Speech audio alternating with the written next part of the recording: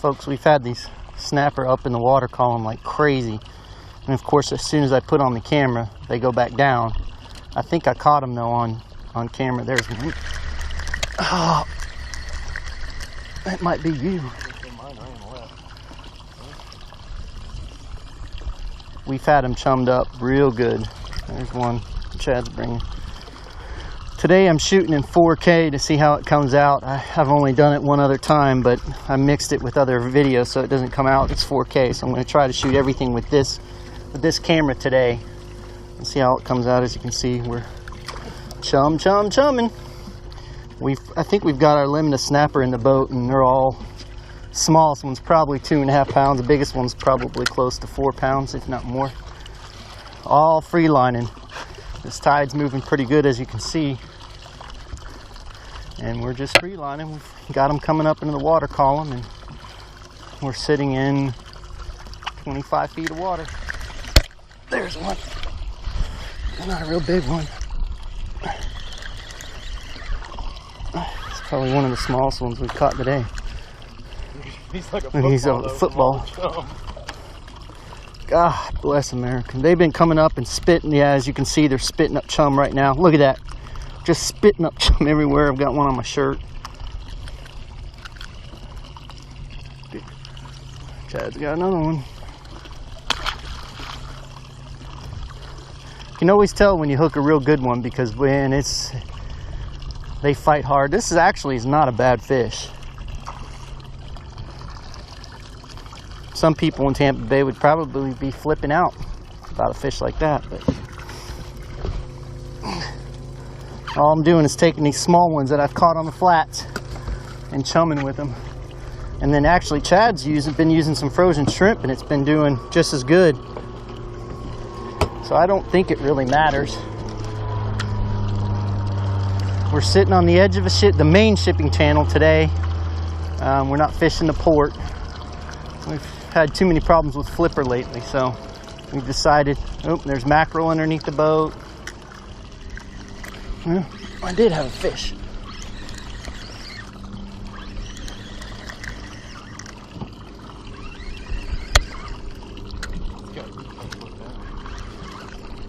Look at him down below. Actually, he's not a bad fish. But we've got our limit, don't we? Spitting up chummers like there's no. I get a lot of people asking me questions about what we use for gear and everything else like that when we're fishing like this. I'm just using an 8-foot medium action Crowder rod with a Quantum Boca. It's a 30 PTS. I'm using 8-pound braided line with 20-pound fluorocarbon leader with a circle hook, and all we're doing is taking the dead ones like this and hook them right in the belly and letting them float back. We're thinking about putting on a split shot simply because the tide picked up quite a bit from where it was before, but they're still coming up into the chum.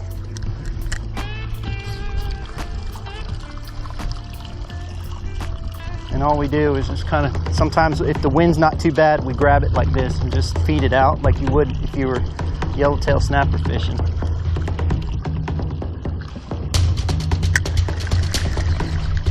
Now, see, that's a better one. That's a real good one right there.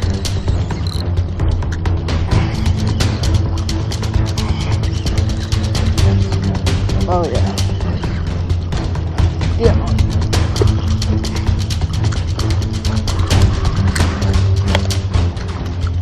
Oh, that's a good one right there. If you get a size comparison here. There's my foot right there. I wear like a 9. So that can tell you right there, that's a good fish. folks, we're not real picky on what we, I mean, we're real picky on what we keep. Let me rephrase that. We don't like to keep anything, we try not to keep anything under 16 inches. I know the limit is 10, but you just don't get the fillet off those fish that you do off these bigger ones. And we always seem to catch bigger fish free lining like this. Now, don't get me wrong, we've caught plenty of, 4 and 5 pound fish not free lining and on the bottom. But when they're eating like this, it's a good thing to do is free line.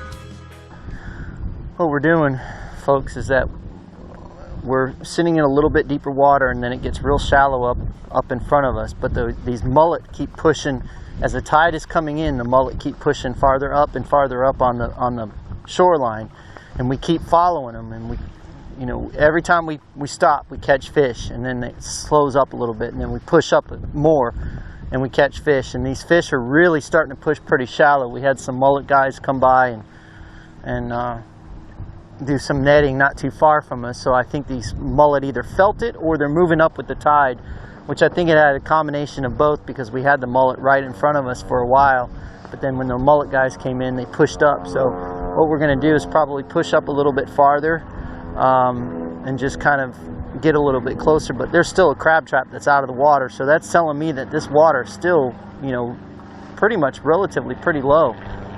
I think the game fish may be off the mullet just a little bit, so we'll have to wait and see. Oh, another red. Oh no, snook. A snook.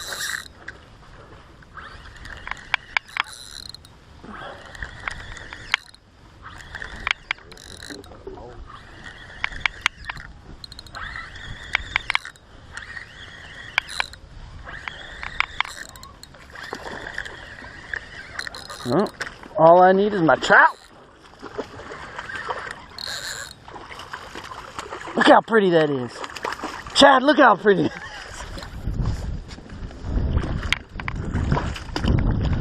Well, I've got my redfish and my snook. Now all I need is my trout. My co-fishing partners, one of them's caught 2 dinky snook. And then the other one hasn't even gotten a bite. Chad's got, oh, I got a fish, doubled up. Is that a triple? Well, we don't, no. Oh, it's we're a not needle. counting the needlefish? No, we're not counting the needle. You should probably get a picture. I didn't even have mine on there. Too late. What you got? Snook. Redfish. Craziness, it's everywhere.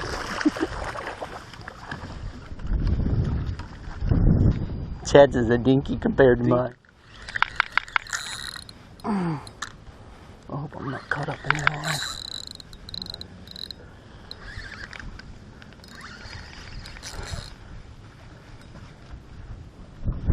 Told you those were redfish. There was another boil right there.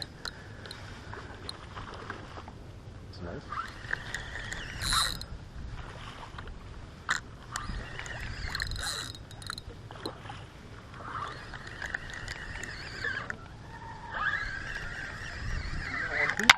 Oh.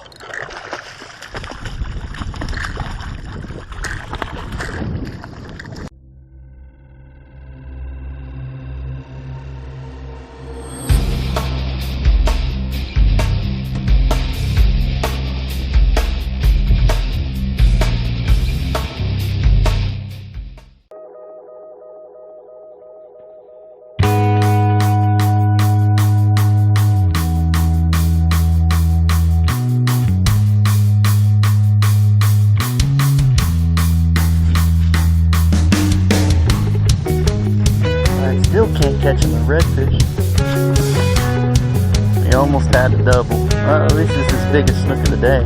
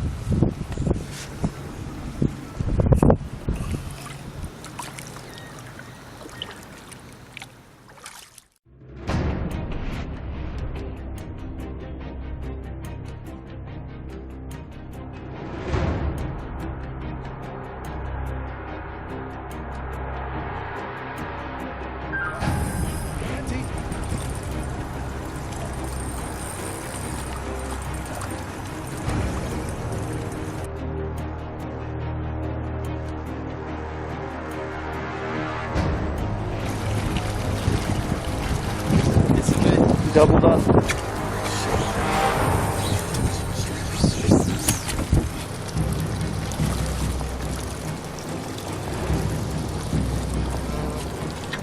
Brad's got this monster red. There you go. Nice.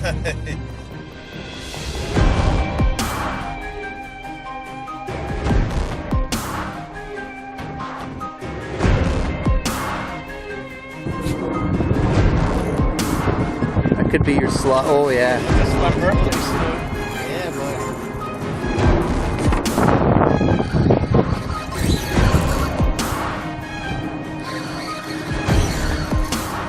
He's diving deep.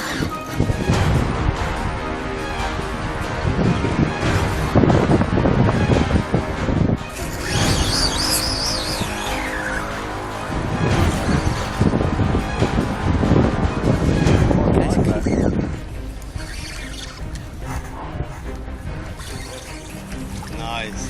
That's You gonna grab it? a slap.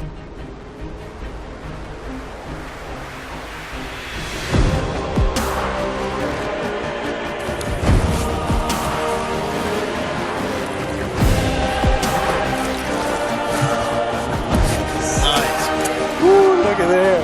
That might be too big. I think that's a slot.